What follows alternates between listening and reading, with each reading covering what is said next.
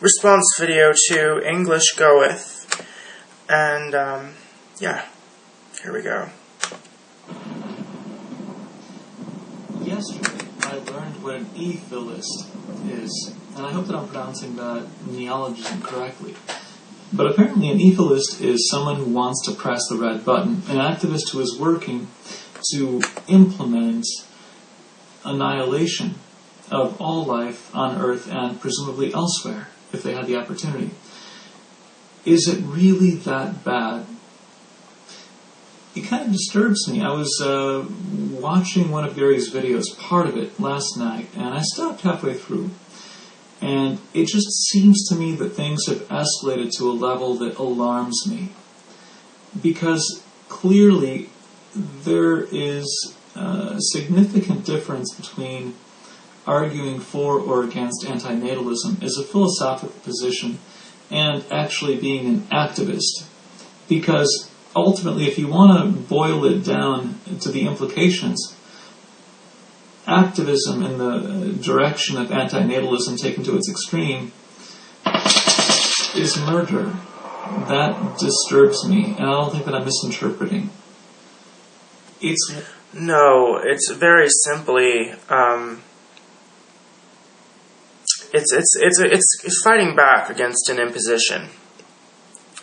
So later on in this video, you're going to talk about how you don't agree with suicide, and then you're going to say, oh, you shouldn't try to extinguish life. Well, so you're basically trying to coerce and force me to live a life in a number of ways. I mean, first you're saying, okay, you're going to be born here, but I don't want you to kill yourself. I want you to live. I'm against suicide. No, we can't allow that. But if you want to do it, you can go do it with a shotgun in the back alley somewhere. I mean, fuck off with that. And then, and then you're saying, oh no, we can't stop anyone else new from coming because, there's the sanctity of life. I mean, that's your whole thing, is the sanctity of life. That's what society is running on. It's in their laws, sanctity of life. I don't have to respect your sanctity of life. One thing, if you hate your life so much that you would want to end it, as opposed as I am to that. Why are you opposed to that? Is it because your life is so spectacularly exciting? I mean, you're not looking that peppy to me. I don't understand. What is it to you? What is your investment in someone else living a life that they don't like? And it's irrelevant how the person feels about the world, because if you look at, many of the people that have, Benatar himself is very happy person. If you listen to him on the radio or if you watch any of his interviews, he's a pretty happy-go-lucky guy. He's the one that wrote the book Better Never to Have Been, which is pretty much the text for antinatalism.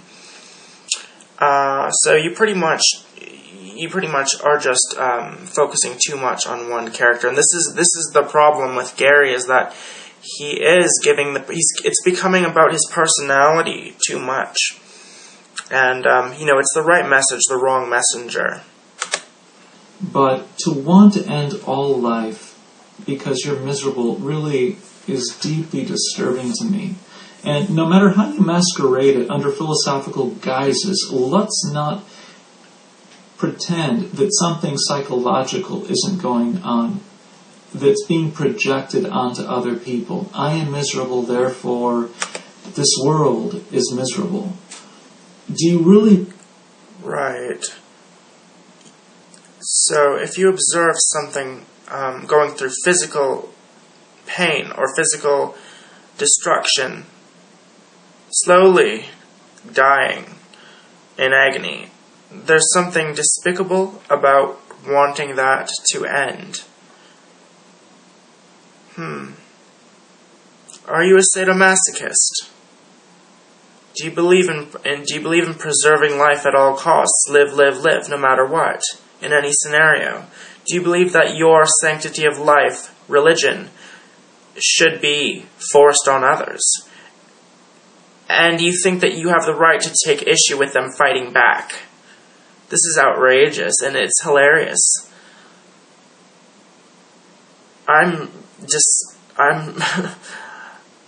outraged at this. This is wrong.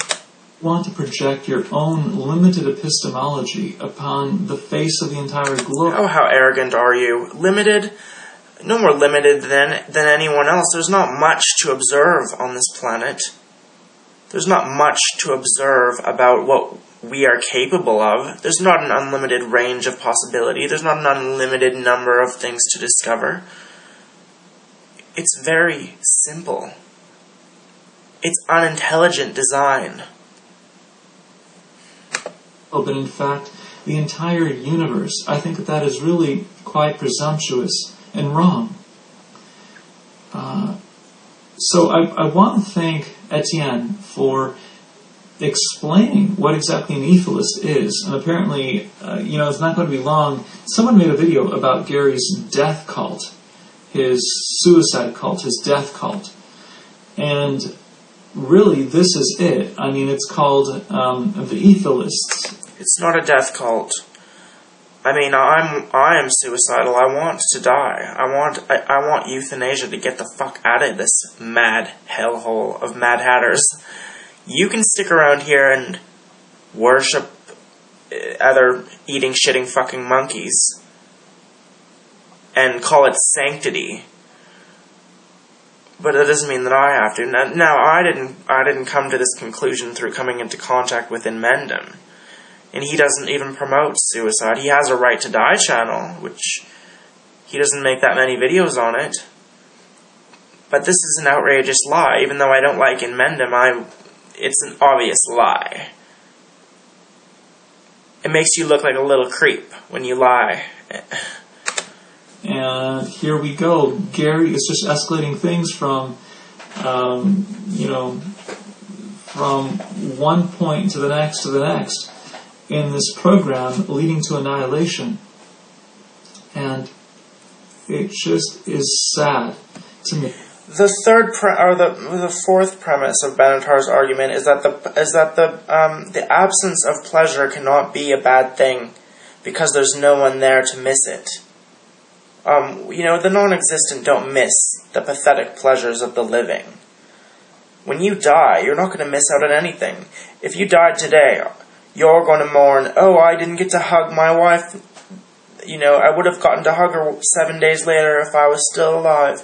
Oh, I'm missing that. It's a tragedy. The sanctity of life must be protected at all costs because it's just so important. It's accomplishing something very spiritual, This is the type of thing that you hear from people, everyday normal people. It's nothing special or unusual to hear something like that from the average person.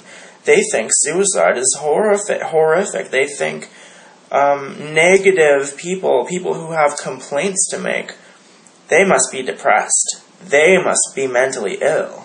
They must have something broken in them. They need to be medicated. They need our help. Us, the all-knowing and, morally right society. No. You guys are the ones responsible for creating wars. And you leave your poor to lie on the streets while you allow multi-billionaires to lavish themselves in hookers and drugs. And you think that's a good thing.